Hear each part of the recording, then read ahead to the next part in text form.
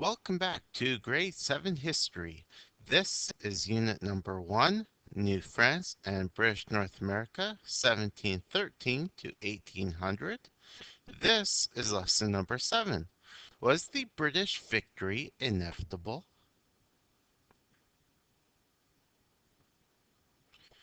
Before we begin today's lesson, let's consider the following. We already know that the British won the Seven Years' War, since Canada is mostly English speaking today. But how did the French manage to keep the British from conquering New France for so long? So put the video on pause so that you can write down a couple of ideas in response to this question, and then we'll get started. All right, let's proceed.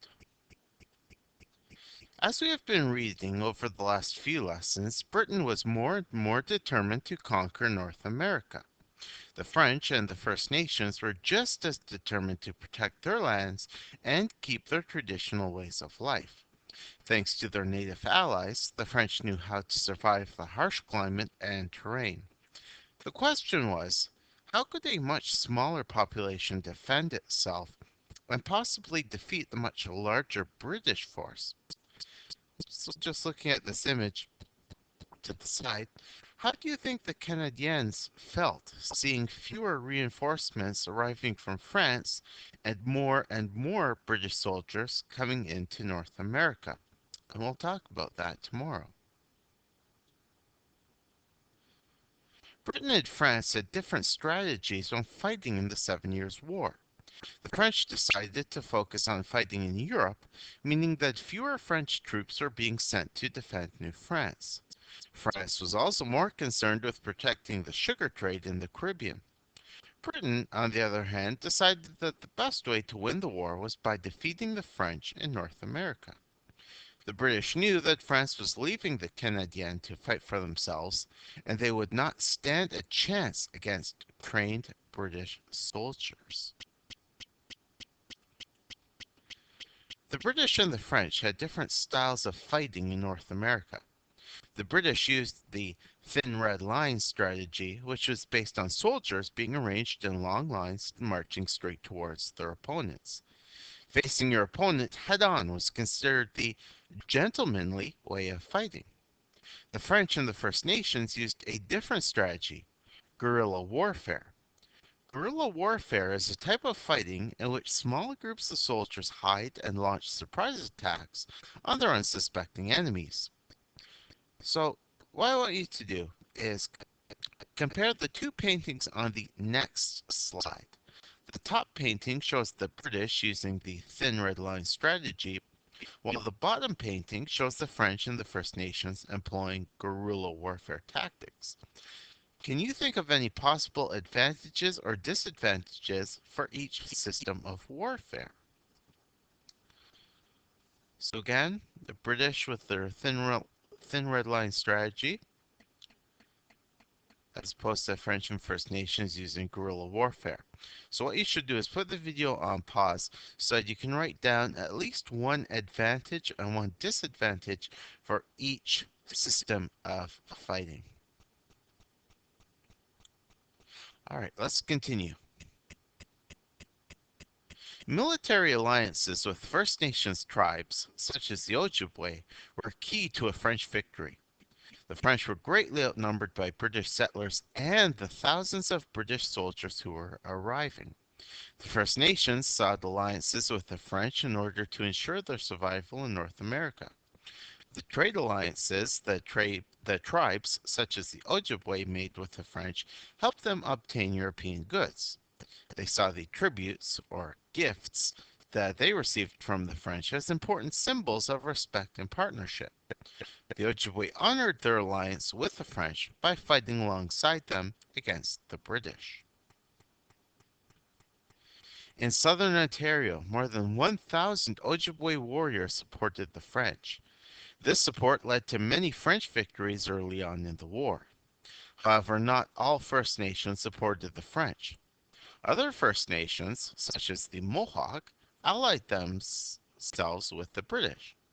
The Mohawk were frustrated that the French supported the Mohawks' historic rival, the Wendat. The Seneca tribe decided to stay neutral. As the war raged on and the British started having greater success, surviving Ojibwe switched sides and allied with the British. The Seven Years' War consisted of a number of battles. Forts often changed hands more than once. As the war raged on, both sides sent more and more troops to North America. The focus was centered on capturing forts, since control of forts meant greater control over trade. Forts were also sources of resources and weapons, which could be used to feed and re-equip the soldiers. Neither side would give up a fort without a fight. The first few years of the Seven Years' War went badly for the British. This changed in 1757, thanks largely to a change in command.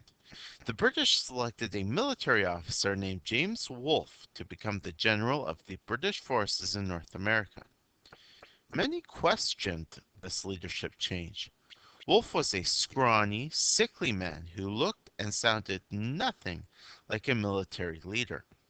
So take a look at these two illustrations of James Wolfe. How are these two illustrations different? Which one do you think is more accurate? And why would one illustration make Wolfe look so much different? Again, let's take some time in our next class to discuss this further. But Wolfe turned out to be a genius. He was very skilled in planning military battles, and he led successful missions to capture key French forts, such as Louisbourg, Duquesne, and Frontenac. After taking what they needed, Wolfe's men destroyed Fortress Louisbourg. Wolfe then led his men to Quebec City. Wolfe knew that Quebec City was the heart of the fur trade, shipping, transportation, and settlement.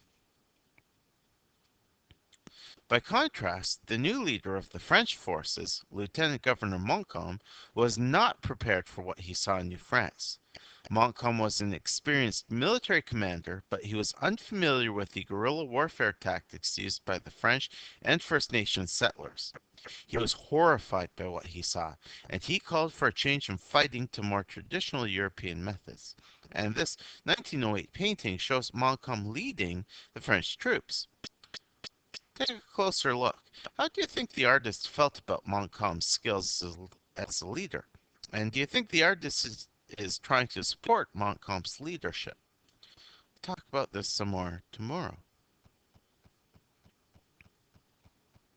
In the summer of 1757, Wolfe was focused on taking Quebec City. The city was considered a stronghold in that it was highly fortified and difficult to attack. But Wolfe came up with a brilliant plan. Wolfe led a force of 4,000 men to attack the Beauport shore. He ordered a group of observation ships to sail by the Beauport shore as if they were studying the French ships. Montcalm sent more troops to the Beauport shore. But Wolfe was not interested in capturing the Beauport shore. Using the observation ships as a distraction, Wolfe sent his men to a place called Anse-au-Foulon. Montcalm and his French soldiers were still at the Beauport shore and did not realize what was happening.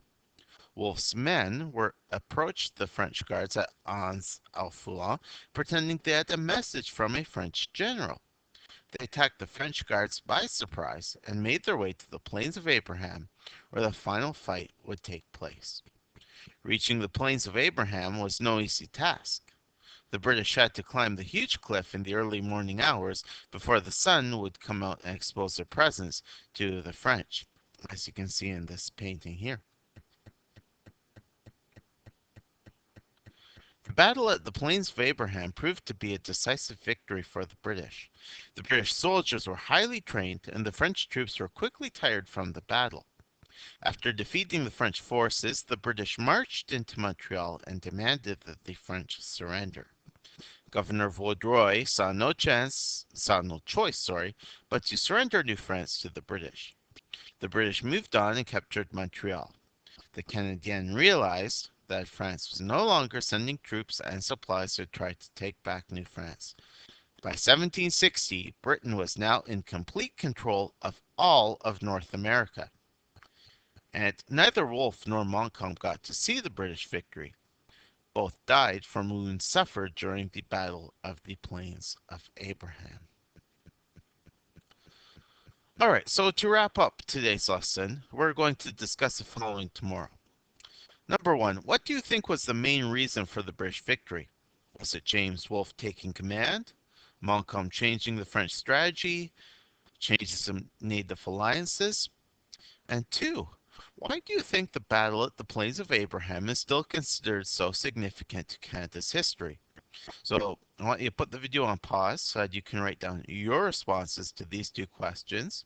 If you don't feel prepared to answer these questions, it means you need to go back, watch this video at least 2 more times, and then put the video on pause so you can write down your responses to these two questions.